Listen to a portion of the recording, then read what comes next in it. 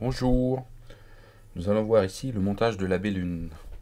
Alors pour ça, nous avons besoin d'un hameçon Daichi 1770 en numéro 10. Et le fil de montage que j'utilise pour cette mouche, j'ai toujours du nanofil en 002 de chez Berkeley. Donc on a besoin d'une plume de Pardo de couleur fleur d'Escoba. Et avec cette plume, on va prendre des fibres pour former un petit toupet. Et on va faire la queue. Donc on attache les fibres sur l'hameçon. Donc bien faire attention que les fibres soient bien regroupées au-dessus de l'ambre de l'hameçon. Et là je tire un peu sur les fibres, vous voyez, je vais les ramener en arrière, parce qu'ici elles sont encore d'une certaine longueur, donc c'est plus facile de les couper. Et là, je finis d'enrouler sur l'ambre de l'hameçon, pour bien faire un sous-corps. Et je ramène au niveau de la queue. Donc là je vais prendre un pan, un herle de pan, et je vais les barber. Donc je les barbe de façon classique, avec les ongles. Donc il faut faire les deux côtés pour bien enlever toutes les petites barbules. Voilà, notre herle est prêt. Je prends de la mousse fine, 2 mm jaune, et je vais couper une petite bande très fine, d'environ, je pense, 1 mm, 1 à 2 mm d'épaisseur. Donc ça, je conseille de faire ça avec des ciseaux qui sont avec des pointes assez longues et fines, et qui coupent très bien, c'est plus facile. Voilà, donc on obtient une petite bande de mousse très fine. Ensuite, je vais attacher en premier le herle de pan que j'ai barbé. Donc pareil, je le ligature sur toute la longueur du corps. Ça, c'est toujours pour éviter de faire des bosses et que le corps soit bien régulier.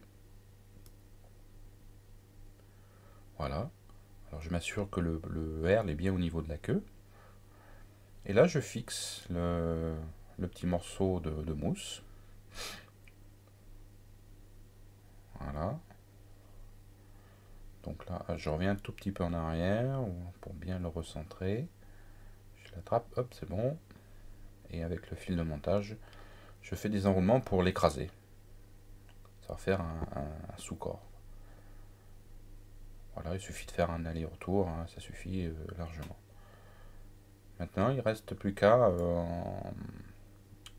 enrouler la mousse pour faire le corps.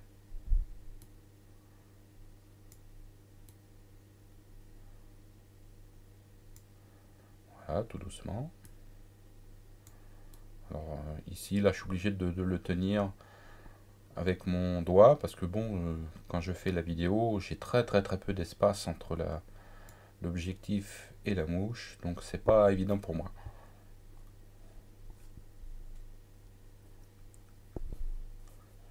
Je fixe la bande de mousse avec le fil de montage.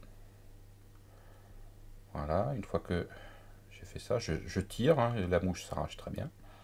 Pas besoin de couper. Et là, j'enroule le herle de pan pour faire le cerclage du corps. Ah oui, le CR, là, ça fait des beaux cerclages. Il y a des différents tons de couleurs dans le herle. J'aime beaucoup ce matériau. Donc je le bloque avec le fil de montage.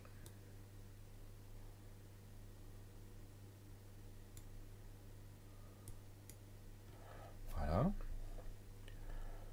Maintenant, il suffit de couper l'excédent.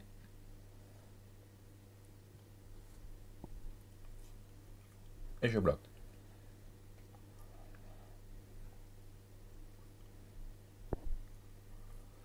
Là, je vais prendre une autre morceau de mousse, toujours en 2 mm. Je vais prendre une petite bande rectangulaire. Et avec une lame de rasoir, ça c'est important, ce type de lame de rasoir, parce que ça coupe très bien. Je vais la couper en deux, mais au niveau de l'épaisseur. Donc je vais réduire l'épaisseur. Donc j'accélère un petit peu la vidéo pour aller plus vite. Donc en y allant tout doucement, on arrive à couper cette mousse. Donc ça c'est pour enlever de l'épaisseur, parce qu'il n'y a pas moins épais. Donc le meilleur moyen d'avoir de la mousse, je dirais fine, encore plus fine, bah, c'est de la couper en deux. Donc voilà, j'obtiens ma bande de mousse beaucoup plus fine. Maintenant, il va rester à choisir la bonne largeur en fonction de la mouche que vous allez faire. Donc là, je coupe un petit peu. Donc essayez de faire des bords assez droits. Voilà. Et là, en extrémité, je vais couper ça en triangle. Donc ça servira pour attacher plus facilement sur la mouche. Voilà. Je coupe un petit peu plus, parce que c'est un peu long. Là, c'est pas droit, donc là, je me remets. Et là, c'est droit. Voilà. Là, c'est prêt maintenant. Donc, avant de mettre le morceau de mouche, je refixe un autre herle de pan. Alors, comme c'est du nanofil, hein, vous n'hésitez pas, hein, vous pouvez faire des tours. Donc là, je fixe le morceau de mousse. Et avec le fil de montage, je l'attache bien pour bien écraser, pour bien le fixer. Alors, il faut vous assurer que il est bien juste au-dessus de... Il n'est pas décalé vers la droite ou vers la gauche. Voilà. Bien ligaturé.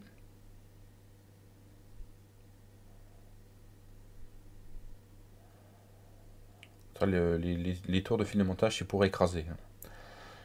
Une fois que je vous ai fait ça, je prends du dubbing Artron hein, en couleur Golden Stone. C'est du jaune. Hein. Alors l'Artron, c'est du dubbing de lièvre avec des filaments synthétiques brillants dedans assez longs. Donc je fais, comme pour tous mes dubbings, une boucle, un dubbing loop. Donc je place à l'intérieur le dubbing et je vais le torsader. Voilà. Donc pas trop le torsader, juste ce qu'il faut, sinon après ça vous fait une sorte de petit boudin qui est comme une corde hein, et qui a du mal à s'enrouler. Là, avec les comme j'ai pas beaucoup de place, hein, donc j'utilise les tours rotatifs. Et je forme ce qu'on appelle un thorax. Alors il faut pas trop en mettre. Donc vous n'êtes pas obligé de tout utiliser. Hein. Moi là je vais arrêter, je fais encore un tour et hop, je bloque avec le fil de montage.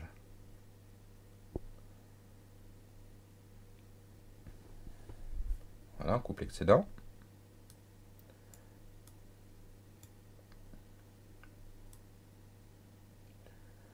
Et je ligature pour faire un petit peu de place devant. Voilà.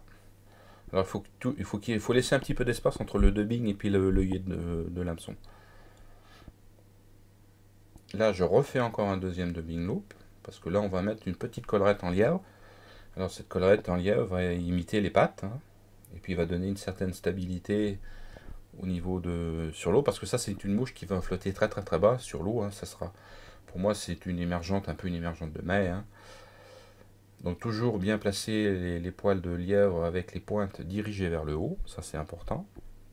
Vous coupez la base, vous remontez un petit peu les poils, vous recoupez encore un petit peu, vous laissez le minimum hein, au niveau de la base, et une fois que c'est bon, vous torsadez. Et là, vous allez enrouler les poils de lièvre comme pour une collerette. Bien sûr, rabattre les poils en arrière, toujours. Donc sur changeant de mousse, hein, il ne faut pas trop mettre de poils de lièvre. Il faut être raisonnable. Sinon après, ça sera trop fourni, ça donnera plus vraiment un aspect naturel. Donc on bloque avec le fil de montage.